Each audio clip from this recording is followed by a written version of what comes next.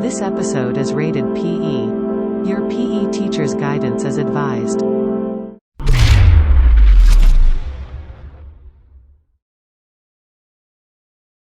Hello, Physiology geeks! You're watching Physiology. In the previous episode, for the first time in history, creatine phosphate, glucose, glycogen, fat and proteins shared about how they provide your body with energy that you need to get through the day. Today, brace yourself because we are getting physical.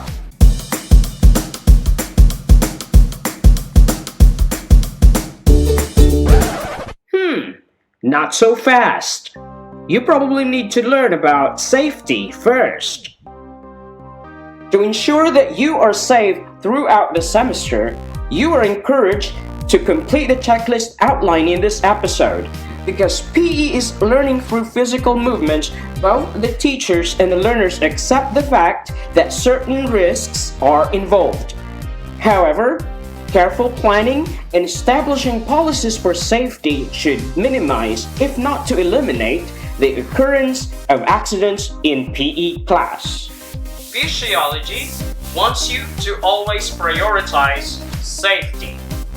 You should protect yourself from any possible injury, not only in physical education class, but also wherever you are. This episode aims to prepare you to safely participate in any forms of physical activities, so that you will enjoy and reap the benefits of becoming physically active.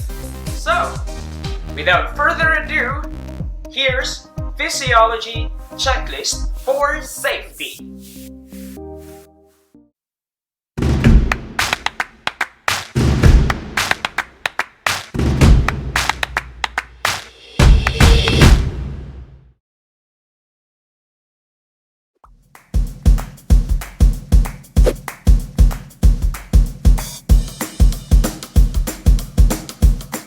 Your checklist for your safety in PE. It is a PE learner's responsibility to secure readiness clearance for physical activity participation. In case PE learners have any medical conditions that would potentially prevent them from physical activity participation and may pose a risk to their health, a medical clearance from a health professional is required. Determining the health status and readiness of PE learners is important to safeguard PE learners throughout the course. Learners in PE are required to wear appropriate clothes for physical activity participation. Your school may have a prescribed PE uniform for you to wear throughout the semester. Moreover, wear suitable activity socks and shoes, preferably trainers. If you have questions regarding your PE clothing and footwear requirements, talk to your teacher about it. Remove unnecessary objects around your neck like ID strap and necklace. Remove sharp objects such as pens from your pockets. Secure your valuable belongings.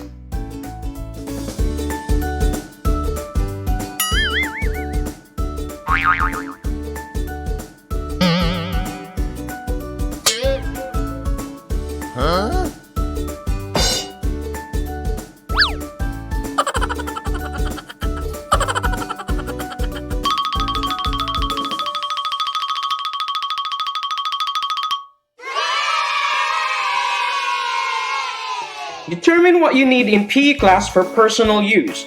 You may want to bring a hand towel to dry your sweat during physical fitness assessment or physical activity engagement in PE. You may want to bring your own hand sanitizer or soap to clean your hands after PE class. You might also need your own water bottle to keep you hydrated during PE class. And for girls, you might need to tie your hair appropriately.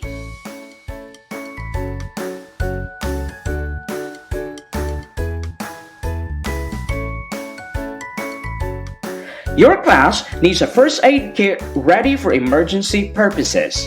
A basic first aid kit may contain plasters, sterile gauze dressings, at least 2 sterile eye dressings, triangular bandages, crepe rolled bandages, safety pins, disposable sterile gloves, tweezers, scissors, alcohol-free cleansing wipes, sticky tapes, and others. Here is your checklist for safety considering the equipment and facilities in PE. Teachers and learners need to frequently check if the equipment are clean enough for use in PE class. Are they properly cleaned before and after use? You also need to regularly check the condition of the equipment used for fitness activities. Check for any damages in the equipment that may become a threat to the learners. Remember that equipment should be correctly and carefully handled so that they can be used for a long time. Whether the facilities are outdoors or indoors, teachers and learners should consider regularly cleaning the space where the activity takes place. Learners may help keep the facilities clean by cleaning up before and after the PE class. Everyone should also help in keeping the space free from hazardous objects such as pebbles, wet or slippery surfaces, or any sharp objects.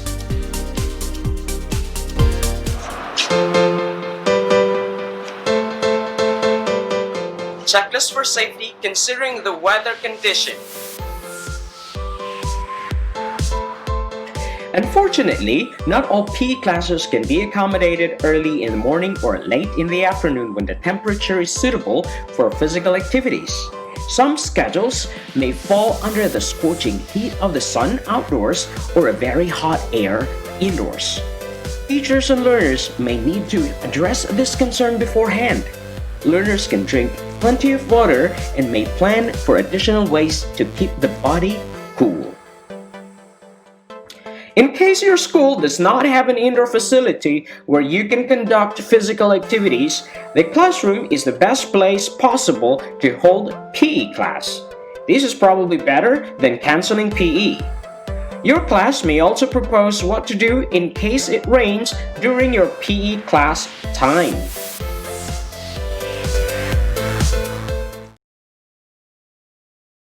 Checklist for safety considering the physical activities and exercises that you will perform to improve your physical fitness level. You probably need to identify the risks involved throughout this course. Which of the following injuries are likely to occur?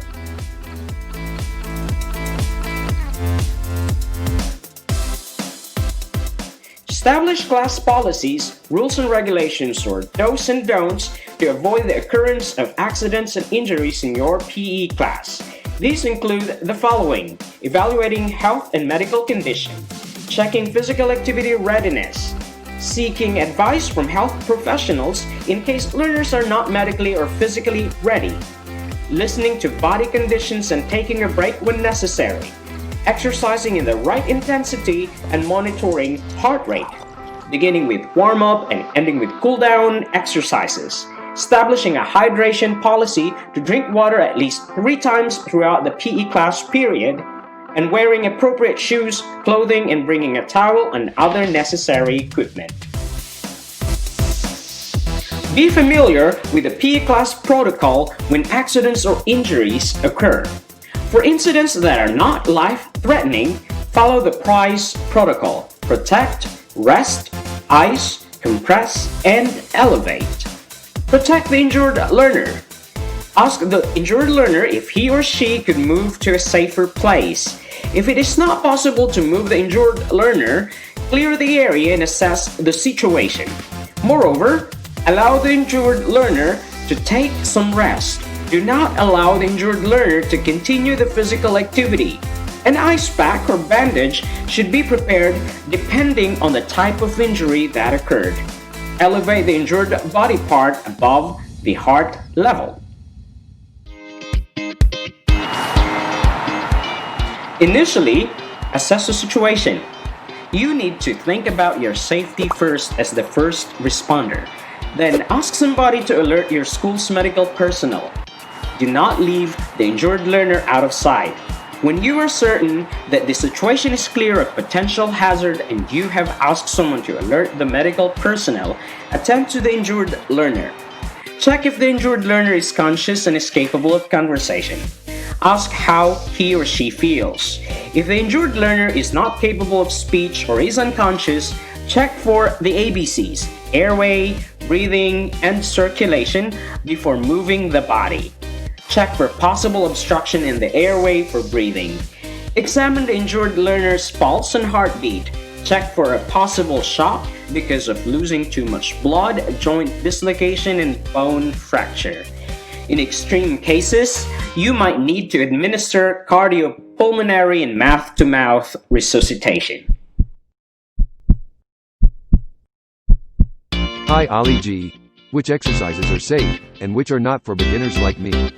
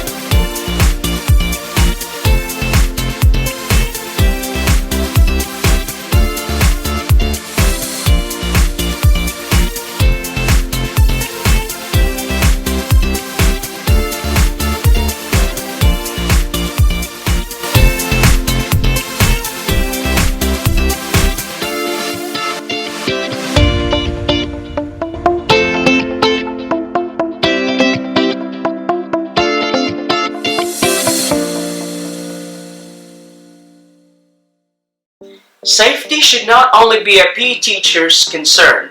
Everyone, including the learners, should also share the same responsibility in keeping the PE class a safe place for learning.